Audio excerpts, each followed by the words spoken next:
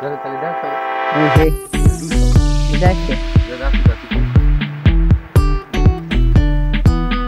जी पिंडी वालो, देसी मिर्च दिखाऊं तेने, रोला पान ले जी। देसी मिर्च ए देसी मिर्च,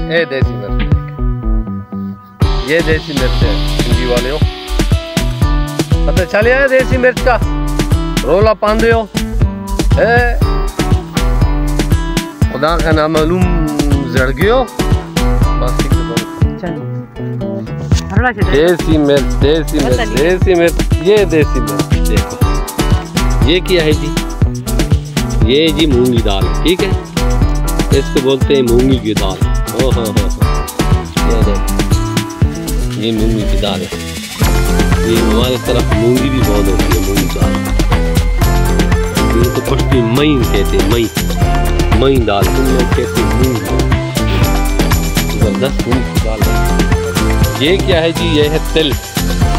ये हमारे इलाके में तिल बहुत ज़्यादा होती है, ठीक है। ये तिल बोलते हैं उसको, तिल। सर्दी आ रही है ना, तो तिल जो है ना बहुत बिकेंगे। ये मूंगी की दाल और तिल जबरदस्त। ये मूंगी की दाल की फसल है, देख लो ये फसल, ठीक है।